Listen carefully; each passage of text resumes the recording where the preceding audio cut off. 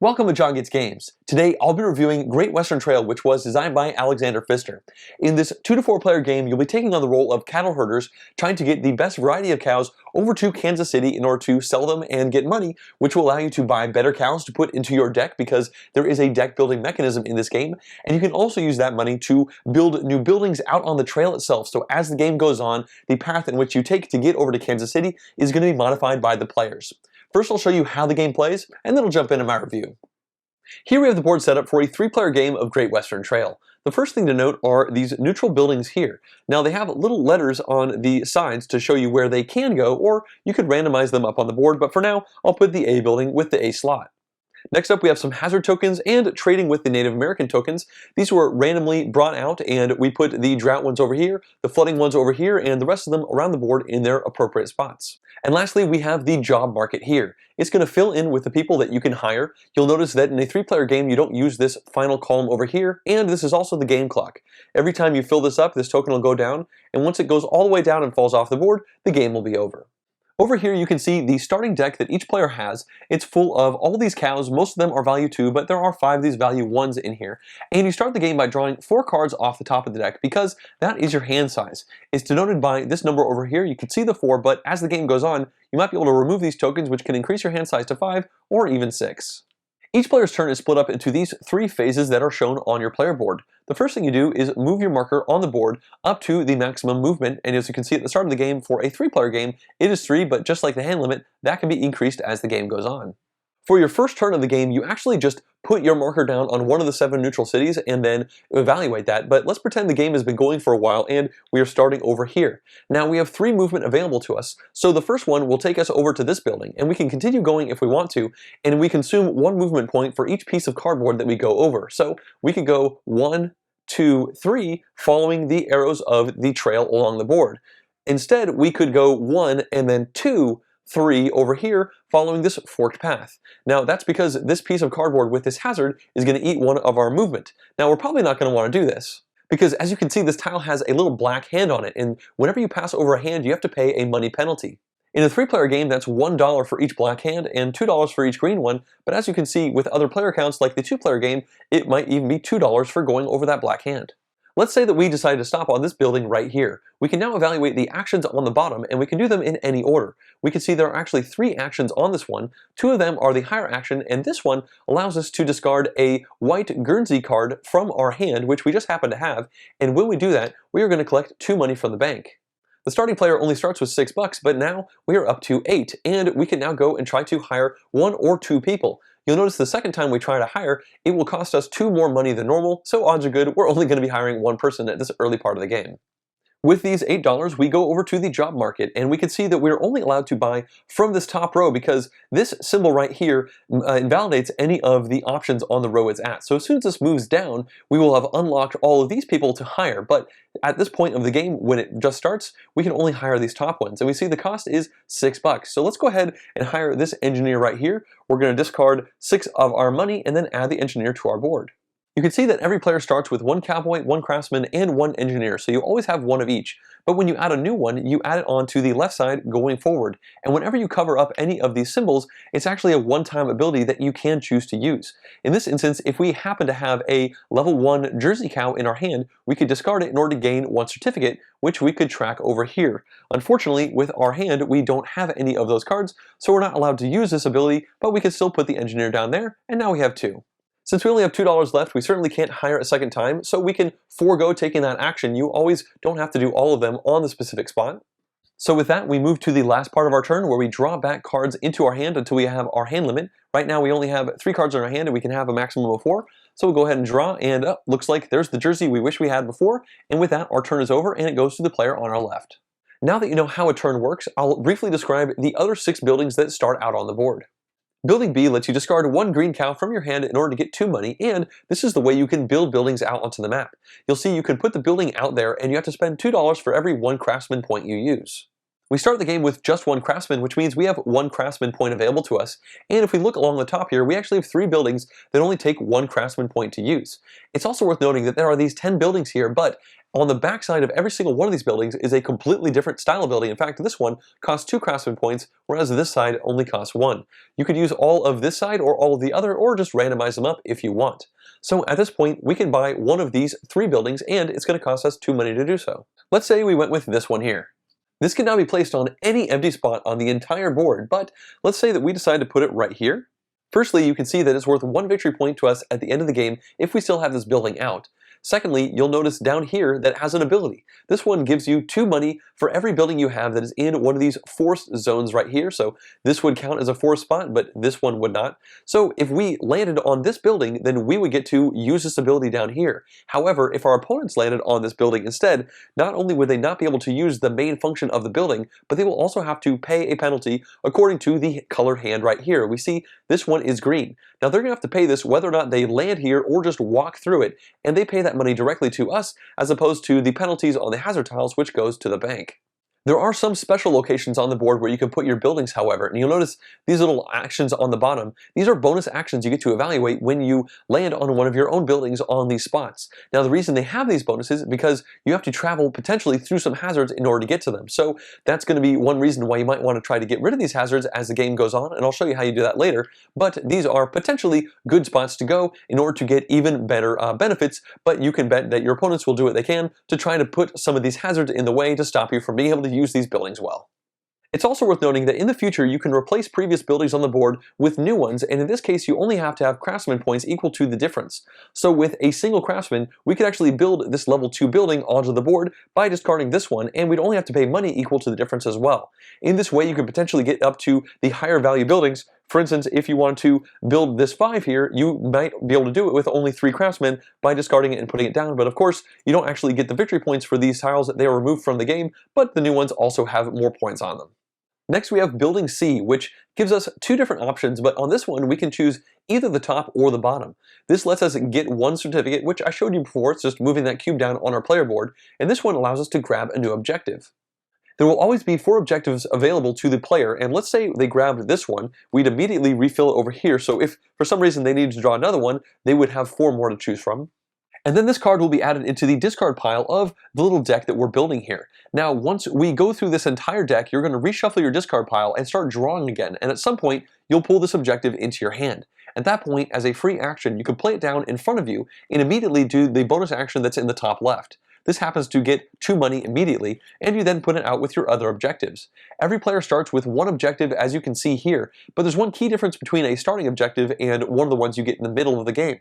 This one right here, as you can see on the bottom, says that you will get 3 points at the end of the game if you have built 1 building and then you have traded with the green tribe and the blue tribe. Now, it's important to note that if you have another objective asking for a building, you need to satisfy a building for this one and for another one. Those don't necessarily share, so for each objective you need discrete amounts of things that you have grabbed. Now, if you play this in front of you and you don't satisfy the requirements, you will lose these victory points in the bottom right on the card at the end of the game. You'll notice that the starting one does not have any negative points. This just gives you a nice direction to move forwards. Now, you don't have to play this card. You can just keep it in your deck, and if you do so, then when the game ends, you could get the victory points if you do this correctly, but you won't lose the negative points if it's never actually been played into your area. It's just going to clog up your deck the whole game while you are not sure about playing it. The other action we can do will simply move our train forward once for every one of the engineers we have. Remember, we actually bought a new engineer? Well, now we have 2 of them, so we can move our train twice. The train starts in Kansas City, so for 2 moves, we'd just go 1, 2. And it's important to note that you can never share a spot with an opponent. So if the yellow player got to move 3, for instance, they would actually go 1, 2, 3, jumping ahead over us. So it's not always great to be out in front of your opponents. This is also a good time to talk about these stations right here. As you are moving across, you'll hit these split points where you could either go here or go down here. When you go down here, you are allowed to take one of the discs off your board, put it on the map. You're going to have to spend this money to get this many victory points at the end of the game, and you have the ability to take one of your hired people, for instance, this engineer right here, and replace this spot on the board. So you actually lose your worker, but you gain this little token, which is great because it gives you an ongoing benefit. This one gives you 1 permanent certificate, and another way you can score points at the end of the game, this one gives you 2 points for every 2 certificates you have when the game is over. In this instance, we'd get to grab one of these discs from our board and put it out onto that train spot. However, that is a light colored train spot, so we can only take discs from light bordered spots. So for instance, these dark ones up here, we would not be able to grab. Let's go ahead and take this disc right here, and we put it right here. It's important to note you're never allowed to have two discs of your color in a specific train station, but everybody can do this to one of the train stations. It's just an incentive to get there first in order to grab these really nice tokens. Next up, we have Building D, which gives us a new option. This lets us trade with the Native Americans. Now, when you look down here, right now we just have this -1, -2, and -3. If we wanted to trade with this one, for instance, we'd be able to take this token, but we'd have to spend 1 money to the bank in order to do so, but we'd probably do this in order to satisfy one of the objectives that we have in front of us. However, as the game goes on, this may fill up to the point where we have these positive values, and if you traded with the Native Americans here, for instance, you would gain $6 from the bank. Instead of trading, we could simply spend $2 to move our train forward twice. And the other option now is the auxiliary actions. This allows us to do a double auxiliary action, but you can always do a single auxiliary action when you land on any space on the board, including these neutral ones, your opponent's spaces, or hazards. The auxiliary actions you have available to you are dictated by the number of discs you've pulled off of this area of your player board. Everybody starts with a single value in these top two. This one's really easy, it just gets you 1 money, and this one lets you draw a card and then discard a card. Now you notice that we pulled this token off. Since we went on the double auxiliary location, that means we can actually do this one twice because we pulled this disc off. If instead we wanted to do this one with our double action, we still only get to do it once because this disc still remains. If instead we had pulled off this disc, for instance, we could now execute this one once, and it gives us the really great action of moving our train backwards once and taking a cow from our hand and destroying it permanently so it is no longer in our deck. There are a couple other options here. They're pretty simple. This just lets you move your train forward by spending 1 money, and this one you can spend a money and move your train backwards in order to grab a certificate. Next, we have Building E, which lets us discard 1 black cow to get $2, but more importantly, this lets us go to the cow market. These are all the cows that are currently up for sale, and you'll note that we currently only have 1 cowboy. Now, if you look along the top, you'll see our options. For 1 cowboy, we can buy one of these 3 value cows for $6. We could also buy one of these 4 value cows for $12, but we would not even be able to buy either of these 5 value cows because we would need 2 cowboys in order to spend $12 to buy one, or with 4 cowboys, we could buy one for $6. So the more cowboys you have hired into your area, the cheaper the cows are going to be to grab, and the better cows you'll be able to grab. You can also use some of your cowboy actions to draw new cows from the top and replenish this area in case you don't see the cows you in particular want. So if you are able to buy one of these cows, say for instance this one, that would cost us right at the moment 6 money, and we put this right into our discard and it is now part of our deck. Building F gives us 2 different actions that are pretty interesting. The first lets us discard 2 of the same cow from our hand in order to take 4 money, which is a nice way to get rid of a lot of cows from our hand and allow us to draw more cows from our deck. The other option lets us remove one of the hazards from the board for the cost of $7. Now you'll see this hazard over here, we could pull this off, it'll be worth 3 victory points to us at the end of the game, and more importantly, we have cleared up at this spot, so if we were to potentially put buildings over here to get access to these nice bonuses, it is going to be easier to get over there. We wouldn't have to spend quite as much time and money to activate those buildings. And finally, Building G should look really familiar. You just move your train equal to the number of engineers you have, and you also get to do a double auxiliary action. Once you find yourself over in this neck of the woods, you will either be forced to go over to Kansas City, or you could choose to maybe do some jumps to finally go over here. And this is the end of the line. There are 5 different phases to evaluating Kansas City. The first 3 are really simple. You just go here and then pick one of these 2 tokens and put it on the relevant part of the board. For instance, we could grab this green trading tile, and we would put it here. You always slide these into these lowest value slots, so if somebody traded with this one, they'd actually get a money. We would do this again, picking from these 2. Now we could take this craftsman, for instance, and add them to the job market. You always put them on the same row as this little marker here, and once it's pretty much full, you actually slide the marker down, replace it with that particular person, and as I mentioned before, this row is now available for hiring because the token is no longer in that spot. So we go ahead and move here, and sometimes you just don't have an option, so we could just take one of these engineers and put them down there. Next up, it's time to see how much money we get for our herd of cows, which is the cards we have in our hand. First of all, you look to see if you have any duplicates, and you just disregard those. They're not going to do anything for us. And then you add up all the values here, so that's 1, 2, 3, 4, 5, 6, 7, to which you can also add these certificates. This one's permanent, so we would now go to 8, and we could choose to consume this one to go all the way to 9 if we wanted to. But in this instance, I don't think we would. We now discard our entire hand and immediately take the 8 money. And finally, we have to ship out our cows. We do this by looking at the different cities along here, and we want to find one that matches the number we just got with the value of our hand. We got to 8, so we look all the way over here, we see Santa Fe. We see that it is a spot where we can put a disc down just like we did with this station, and just like the station, it has a light colored border. So we can pull a disc off. In this case, maybe we increase the capacity for us to hold onto these certificates. We place this into Santa Fe, and then we have to count the number of these red crossing symbols that are between the new symbol and where our train is. In this case, there are 2 of them, so we immediately have to pay transfer fees of $2, so we're losing 2 of the 8 money we just grabbed.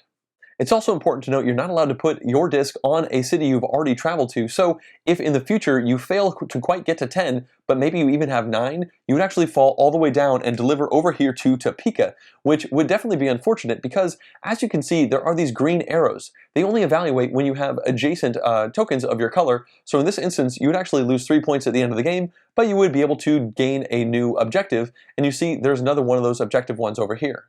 With that, you're done with Kansas City, and it's time to do this whole thing over again. You draw up a new hand of cards equal to your current hand size, and you're ready to go through the trail again. As players continue to hit Kansas City, this token is going to fall farther and farther down the board until it falls off entirely. Once that happens, everybody else will get one more turn, and then the game is over. At this point, everybody needs to count up all the victory points they have, and it comes from a variety of spots. It could be the cows that they've purchased throughout the game, the buildings they've put on the board, as well as hazards they've grabbed, objectives they've claimed, and several other things. Once you add up all those points, you see who has the most points, and they're the winner of the game. Let's now begin the review for Great Western Trail by covering a few positive points. The first of these relates to the very end of the trail, the destination that you are trying to get to in Kansas City. I really like pretty much every aspect to this part of the game where you are firstly putting out new tokens onto the board and you have decisions to make there. 3 different spots allow you to pick one of the 2 different tokens and put it out, and it could be a hazard token that you put down to make it a little harder for an opponent to get to a building that they've built. It might be trading with the Native American spot you can put down because maybe you can see that you'll be the first person to get there and you can cash it out for lots of money, or maybe it's one that matches an objective that you're trying to work towards. But almost the most important one that's over here is refilling the job market, putting different people into those spots and having some control as to how much money they will be depending on how many are already in there and where the token is at. You might put a cowboy down at a certain price and that moves the token down, and then you can put an engineer down that'll be a different set of prices. Also, you may be the first person to actually hire those new people, so you have a little bit of control as to what you might be able to grab. I mean, again, it depends on if that job market token gets to bump down when you actually get to Kansas City, but these are all decisions that you have to make, and I like that ability to control the randomness of the game and kind of see ahead and notice, oh, well, you know, there's a rock slide and there is one of the flooding spots, and I'm going to try to get there first so I can put the rock slide down before somebody gets there. You know, that kind of stuff. It's interesting.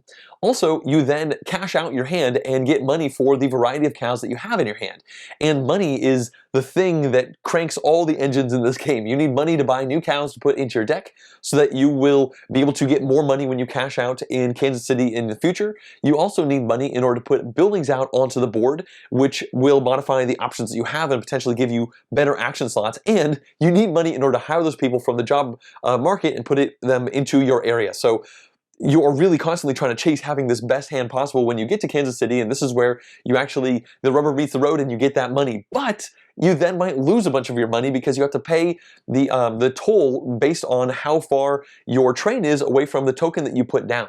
And first of all, that token, this is really interesting the way you can't put 2 of these tokens down on any one of the cities that are in the middle. So you might find yourself in the mid to late game where you have a pretty good hand and you want to put your token pretty far down along the track, but you don't quite make it far enough to get to an open slot, so you fall all the way down and maybe put it down to like the 4 slot, which can be kind of costly, honestly. So missing the hurdle essentially can be a pretty big deal. However, the gap between that token and your train is going to dictate how much money you will lose. So if you have not moved your train very far and you fall all the way back down, well, fortunately, that means you're going to spend a lot less money and you'll have more stuff to buy stuff the next time you go through the trail. So you are incentivized to keep that train moving so that you can keep the money that you just got in order to do things as you continue to play the game. But it's just one more decision you're making throughout the game, like how important is it to me to move that train along. And then you discard your whole hand, you move to the beginning of the trail again, you draw a new hand, and you go. It's just a nice cathartic moment of cashing in on your work so far and then refreshing and seeing where you can go from there. For positive number 2, let's discuss 2 out of the 3 different professions that you can hire onto your board. The first is the cowboys, and these let you buy better cows to put into your deck. You start the game with just 1 cowboy, and with that cowboy you can actually get 3 new varieties of cows into your deck, so that's neat. You don't even need to really invest in them that much early in the game, but you will find that there are way more points on the higher value cows that you really can't even touch without at least getting a second cowboy, and even with 2, it'll be so expensive to buy those cows, there is incentive to get 3 or even 4 cowboys. Also, if you have enough money to buy the cows you want, but that cow is not actually out there, you could spend extra cowboys, well, you could exhaust them, but you don't actually lose them, in order to draw new cards from the top of the cow deck to potentially find the one that you want to buy and put into your deck. So I really like the way that incentivization structure works. Like, you don't necessarily need cowboys in order to do well with a game, but if you decide you want to have lots of big cows in your deck, that's a thing that you'll be chasing, you'll definitely need these cowboys on your player board. And then now we have the engineers. And so a neat thing about the engineers is that there is a bonus that you get to activate underneath every single one of the slots for the engineers. With the cowboys, there are only 2 of these bonuses, so most of the time when you buy a new cowboy, there's no immediate benefit. But with the engineers, you constantly have this this thing that you can do. You put it down, maybe you discard a jersey to get some money, or maybe get some certificates. You might even be able to hire new people at a discount. There are really good things you can do with these engineers. And then there are a couple different spots on the board right at the very beginning of the game that allow you to move your train forward the number of spaces equal to the number of engineers you have. And there are also new buildings that can be built out onto the board that are also modified by the number of engineers you have. So they're just a very satisfying profession to have a reasonable amount of, because as I mentioned before, moving your train along is important. The farther along it is, the less of the gap you have between your train and the token you put down, the more money you get to keep. And having more money is always better, because there's just, you never really run out of things you want to spend money on in this game. So I really enjoy the way those engineers work. Also, when you're moving your train along, you can stop it off in these different train stations, and if you're the first person there, you can actually lose one of your people that you hired out onto the board in order to get a permanent effect, which will be nice right now, and then also give you victory points at the end of the game. Well, most of them are permanent effects. And the great thing about doing this with engineers that kind of thematically works, you could put a cowboy into that train station, but if you do an engineer, well, the next time you hire an engineer, you can immediately use that ability that's printed on the board again. So you're kind of incentivized to use engineers, to install them into these train stations, to run them, and it just, I like really everything about the engineers. They're a really fun aspect to the game, as well as the cowboys, as I mentioned before, because getting bigger, better cows is just a fun thing to do. Now, you may have noticed that I've conspicuously not talked about the craftsmen here, and don't worry, I'll be getting to them later on in the review. Positive number 3 relates to the rest of the player board that you have in front of you, and specifically the way you can remove these tokens from your player board in order to, well, put them down onto the slots when you go to Kansas City in order to get victory points at the end of the game, as well as other bonuses. But also, when you remove any of these discs from your board, you unlock either new abilities or the ability to do things that you've already been able to do even better. And this is just a really fun thing to do. I like this in every game I've ever bumped into it with. For instance, Eclipse and Terra Mystica both use this as well, so it's not new, but it's done well here. So let's talk about the auxiliary actions first. You start the game with 2 of these partially unlocked. You can do a single evaluation of them, so you might feel like the first disc you should take off is the secondary one of those, so that if you go to one of the double auxiliary action spots, you can do that spot twice, and that's really great. However, you might decide, my deck is really big, I want to start this game right from the very beginning, just getting rid of cows. In order to do that, you have to pull a disc off from one of those other slots that are farther down, and if you pull both of those discs off as you play the game, you'll be way better at actually discarding the cows from your deck permanently, but you have to work yourself towards that. And then you have this big incentive to try and have big hands to cash in to the cities that have the darker border, because that will allow you to increase your hand size or move your pawn faster across the Great Western Trail in order to maybe hit Kansas City more times than your opponent does. So just every single time you're pulling these tokens off the board, it feels good. In fact, one of them allows you to store even more certificates than normal, and I was starting to think that was kind of weak, but the last time I played it, I actually used it to somewhat good effect, and so yeah, that one's maybe more situational, but still satisfying to save up that many certificates and then dump them in order to jump ahead to the right spot on the delivery track when you go over to Kansas City. So just a great implementation of this mechanic, and just a very satisfying thing to do while you're playing. Let's now cover a couple of neutral points, and the first of these relates to the role of card draw luck in the game, as well as how hand management deals with that. So unlike most deck builders, you don't actually discard your entire hand at the end of every turn. Instead, you are keeping the cards that you haven't spent. You're kind of trying to cultivate a hand of different types of cows, and in fact, if you don't spend any cows on your turn, well, you don't draw any new ones into your hand. And that is a good thing if you are trying to protect a good hand, for instance, but more often than not, you're going to have at least one cow you're going to try to get rid of while you are going through the trail.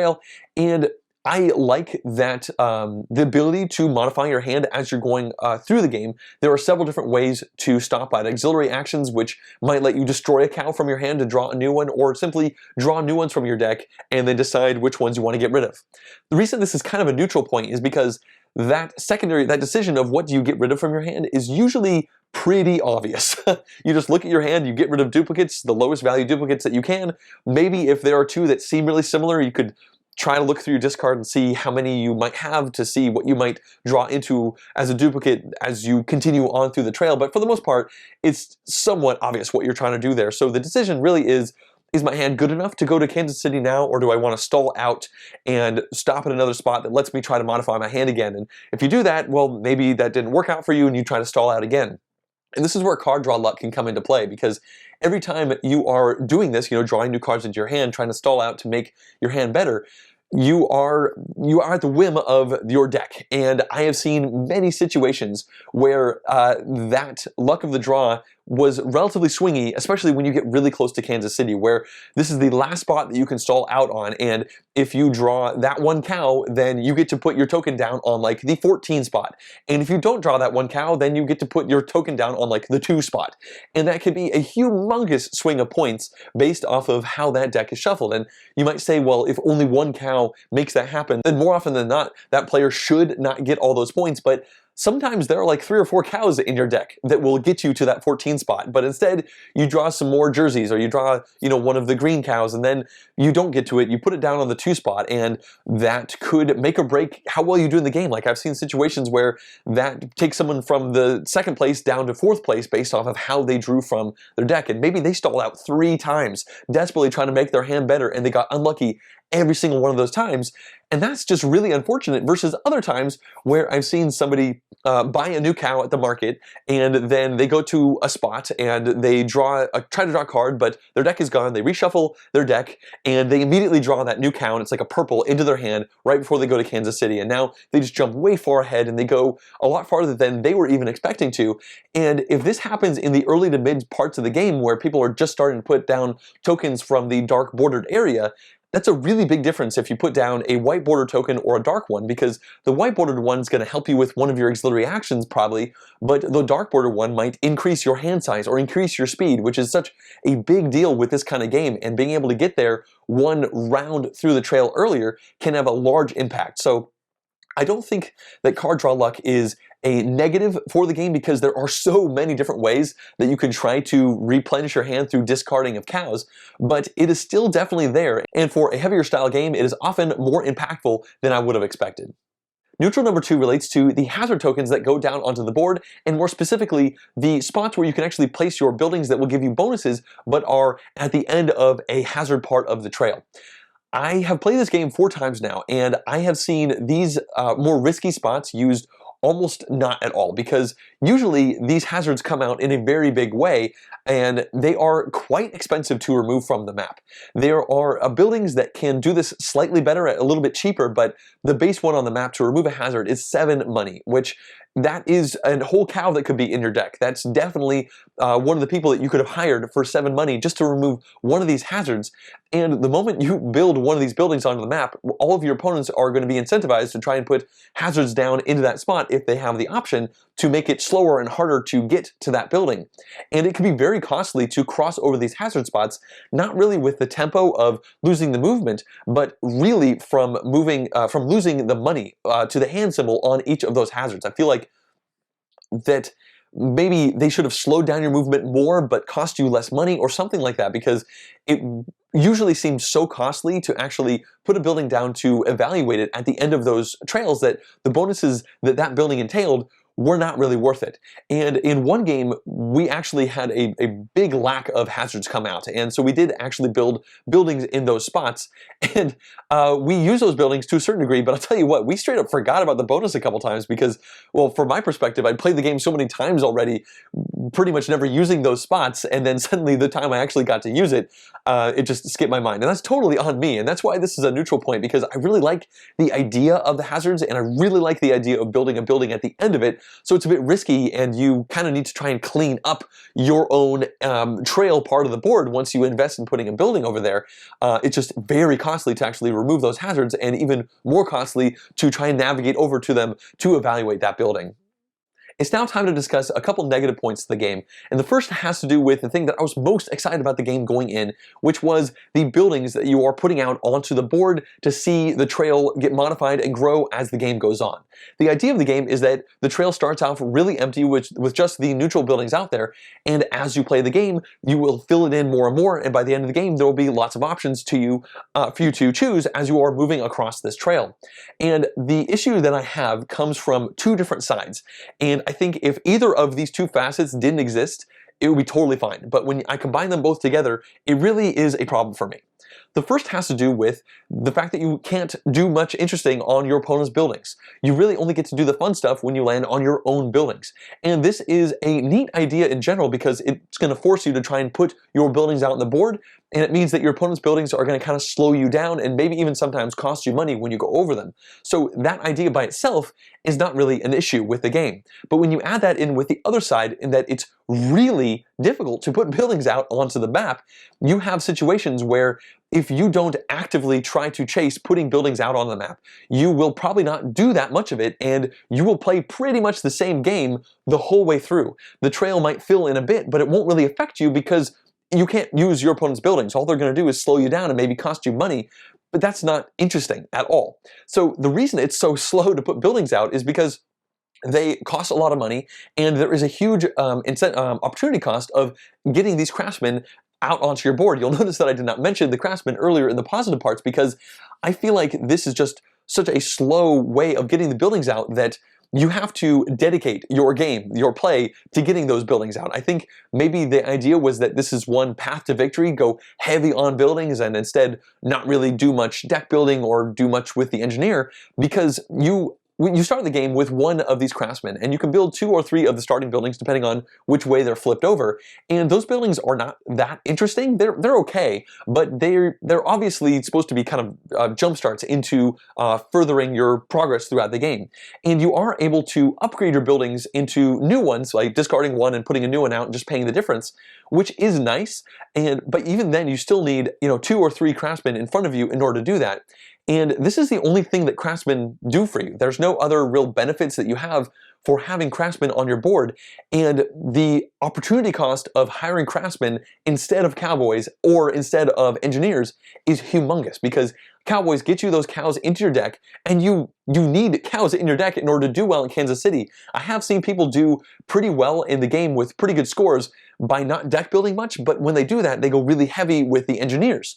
So you could try to go heavy engineer and heavy craftsman, but when I have attempted to do that, it really hasn't worked out that well. It feels almost too slow trying to get those better buildings out onto the board, and it felt like the abilities on those buildings were good, but not really good enough to warrant all that expenditure. And also, this is a deck building game. I want to not completely ignore the deck building in the game. I feel like I kind of want to be able to do well by doing all 3 of these things. So if getting buildings out was cheaper, if maybe the way craftsmen work was slightly different, and you were able to put your buildings out and also escalate into those really cool late game buildings. If you want to get those like 8, 9, or 10 cost buildings out onto the map, you are going to have to do a lot of upgrading or just get a lot of craftsmen, or probably both of those things. And every time you are stopping off to do this action to put new buildings on the board, you are not doing other things to progress yourself, to make your hand better, etc. as you're moving along the trail.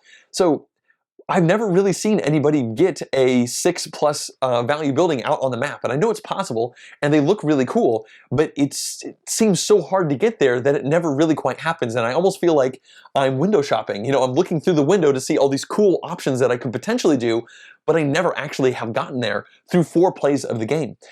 So I think that if you could not use your opponent's buildings, but it was much easier to get your own buildings out on the map, that'd be fine. Or if you could use your opponent's buildings, and then it was equally hard to get those buildings out, at least by your opponents putting buildings out on the map, you would have more interesting options to jump onto as you are traveling through the trail. And maybe if they had done that, they could have increased the toll. Like if you want to use it, you have to give them money, but it still might be worth it to you. And so when I add these two together, I've just found that the board stagnates. I play this relatively long game, and if I don't actively chase those buildings, I'm just doing the same neutral buildings the whole time, and as the game goes on, it's just a little bit harder to get to them because there's more opponents' buildings in the way that just cost me money, and I don't find that interesting. I think I've pretty much summed up all my feelings on this. I've just been very disappointed with the way that a trail actually has filled up in the games I've played.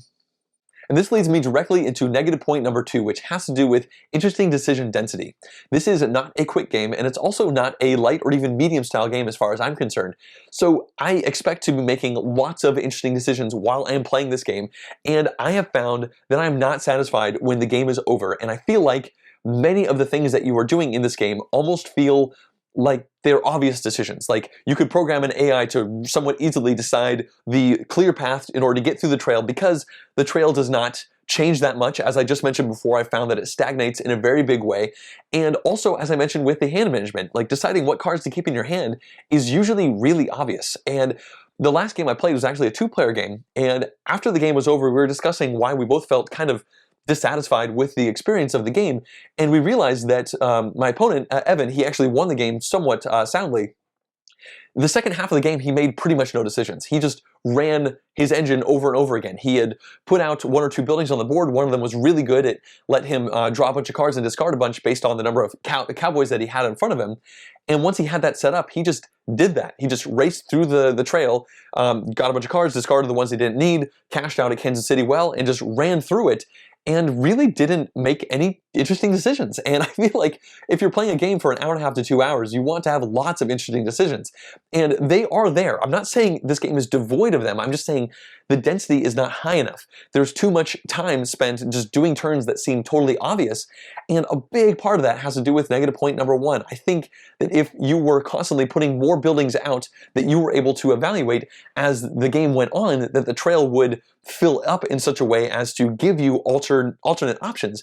But the cost to get those buildings out is so high that you'll probably just get a good setup going and then just run that out. So I've been very disappointed with the number of things that I wanted to do while I was actually playing the game. And like I said, we've just ended the games feeling somewhat dissatisfied with the experience. We almost felt like we wanted the game to go longer, with some feeling like if it was longer, maybe we would get a point where we were satisfied with it, but I don't think we would necessarily get there. Let's now go into the variability of Great Western Trail, and I think that it is above average. That really does come down to the building tiles that you are able to use as you're playing the game. There are 10 tiles total, and every single one of them has a backside, and the abilities are pretty separated out. Like you don't feel like the backside is just a slightly different version of the other side. If you randomly flip these tiles over in one game and then do that again in the next game, you will feel like the actions that are available to you on these buildings is going to be significantly different. This, of course, doesn't take away from the issue that I have that it's hard to get these buildings out on the board to actually evaluate the abilities that they have on them, but from a strict variability perspective, I think that that is pretty strong. Great Western Trail plays 2 to 4 players, and I've done all of those different player counts, and I think it is good at all of them, but there is a slight edge towards the 2-player versus the others, mostly due to just the overall game length. The 4-player game that I had was a first play for all of us, but it did go well over 3 hours, which was way too long in my perspective. But I did later play a 3-player game where we all were familiar with the game already, and that still came in at about 2 hours. And there is not actually that much interaction that you have with your opponents while you're playing the game, mostly because you're not allowed to use the buildings they have on the map. So the only real difference between having more players in the game is there's going to be more buildings out on the map potentially, but when you scale up the player count, you get to move faster across the map, so it doesn't really change the speed at which you actually get to Kansas City. So I feel if there's that little player interaction when it comes to all those things, you may as well play the game at 2 players. I suppose the biggest way that you'll be competing is grabbing the cows from the cow market, so there is maybe a little bit of an argument to be said that 3 players might be just as good as a 2-player game, as long as you're okay with it going a bit longer. But yeah, it's good at all the counts. In conclusion, I've played Great Western Trail 4 times, and I'm not sure if I'll be getting a 5th play in. I've been ultimately pretty disappointed by it, and it really does all come down to that negative point number 1, where you have these really cool looking buildings with all these really great different abilities on them, and it's so difficult to get them out onto the board to have those options available to you. If you want to get to those mid-range or even higher level buildings, you're probably going to have to replace a building you already had on the board, which means you're not increasing your decision amount, you're just taking away one option and replacing it with another, so you can never even get to that old one anymore. And I just feel like this game, for me, needed to have abilities to get these buildings out on the board more naturally, like almost have it happen every time you go to Kansas City. You just put a building out on the board, and whichever one you put out is dictated by the number of craftsmen you have in front of you, or just something to keep those things getting out there so it's not something you have to actively chase. Because I like deck building, and I really enjoy the engineers where you're moving the train along, and I really want to get these buildings out, and it does not appear you could do all 3 of those things while you are playing the game. And I feel like if you are trying to get those buildings out, you are neglecting probably deck building, which is one of the more interesting aspects to the game. And I think that this game does pull off deck building in a heavy game setting really well. Like, that's not something you usually see, and it comes down to the card draw luck ways that you can mitigate it. I mean, that was a neutral point because there can be some rather surprising swings of potential points based off of how you draw those cards from your deck, but there are many ways that you can draw new cards and modify your hand that I think it does pull off the heavy Euro deck building thing well. It's just, it does not have enough interesting decision density as you are continuing to play the board, because the setting just does not change enough, because your opponent's buildings just hinder you. They don't actually make things more interesting at all. And again, it's just so hard to get the cool buildings out on the map so that you can actually get them. I think I'm repeating that a little bit too much, but really, I'm very disappointed. I wanted to love this game because, in general, I like Alexander Pfister's games, and I like deck building, and just the idea of populating the board seems so fascinating to me that this is why I am disappointed, because the thing I was most interested in ended up being the thing that fell down for me. So ultimately, I don't think I can recommend the game. Many people seem to really enjoy it, and I'm glad that they do, but for me, this has not worked out well. At this point, I'd like to thank everyone who's been supporting John Gets Games through Patreon, including all of these producer-level pledges. If you too would like to directly support the channel, you could do so at patreon.com/JonGetsGames. Also, if you'd like to see more in-depth board game reviews like this one, as well as full game playthroughs and vlogs, please subscribe to the channel. Thanks for watching.